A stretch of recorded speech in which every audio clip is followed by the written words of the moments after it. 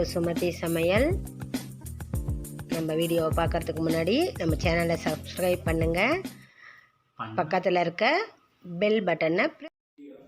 சுவையான, ஹெல்த்தியான, டேஸ்டியான பச்சைப்பயிறு, முழு பச்சைப்பயிறு யூஸ் பண்ணி நாட்டு சர்க்கரையில் உருண்டை எப்படி செய்கிறதுன்னு வாங்க வீடியோக்குள்ளே பார்க்கலாம். இதுக்கு பச்சைப்பயிறு தேவையான அளவு 1 டம்ளர் எடுத்துக்கோங்க. அளவுக்கு சொல்கிறேன். 1 டம்ளர் பச்சைப்பயிறு, முழு பச்சைப்பயிரை வெறும் வாணலியில் நல்லா வறுத்து சூடாறின உடனே இந்த மாதிரி மிக்ஸி ஜாரில் போட்டு நைஸ் பண்ணிக்கோங்க. முடிஞ்ச அளவுக்கு நைஸ் பண்ணுங்கள், ரொம்ப நைஸ் ஆகணும்னு இல்லை. 1 டம்ளர் பச்சைப்பயிருக்கு 1 டம்ளர் நாட்டு சர்க்கரை நான் எடுத்திருக்கேன். அந்த பச்சைப்பயிரை மிக்சியில் போட்டு எடுத்துகிட்டு நாட்டு சர்க்கரையும் 1 டம்ளர் மிக்சியில் போட்டு ஒரு ரன் பண்ணிக்கோங்க. ரெண்டையும் ஒன்றா போட்டு மிக்ஸ் பண்ணி வச்சுக்கோங்க.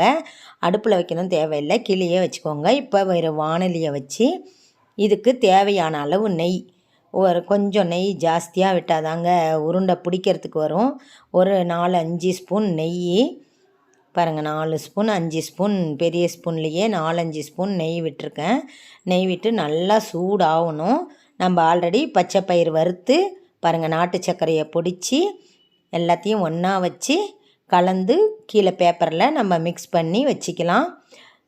ரெண்டையும் ஒன்றா மிக்ஸ் பண்ணி வச்சுக்கோங்க. நல்லா அந்த மிக்ஸி ஜாரில் இருக்கிறதெல்லாம் நாட்டு சர்க்கரை நைஸ் பண்ணி போட்டு வச்சுக்கோங்க. பச்சைப்பயிரை நீங்கள் ஜல்லிச்சிக்கலாம் வறுத்து மிக்சியில் போட்டு. இப்போ இதுக்கு தேவையான ஏலக்காய், ஒரு 4 ஏலக்காயை நான் நைஸ் பண்ணி அதிலே போட்டேங்க. எல்லாத்தையும் ஒன்றா போட்டு பாருங்கள், இந்த மாதிரி மிக்ஸ் பண்ணி நல்லா கலக்கி நாட்டு சர்க்கரையும் இந்த பச்சைப்பயிறு மாவும் நல்லா மிக்ஸ் ஆகிற மாதிரி எடுத்து வச்சுக்கோங்க.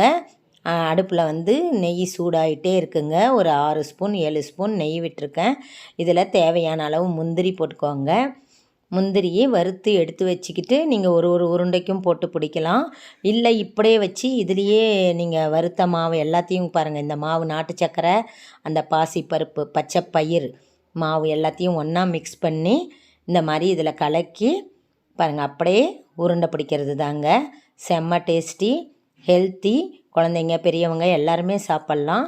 இது பால் எதுவுமே ஆட் பண்ணாதால இது ஒரு 15லேருந்து 20 நாள் வரைக்கும், 1 மாதம் வரைக்கும் கூட இதை நீங்கள் வெளியவே ஃப்ரிட்ஜில் வைக்கணும்னு தேவையில்லைங்க, வெளியவே ஸ்டோர் பண்ணி சாப்பிட்லாங்க. செம்ம டேஸ்டி அண்ட் ஹெல்த்தி பச்சைப்பயிறு, முழு பச்சைப்பயிறு லட்டு ரெடி ஆகிடுச்சு.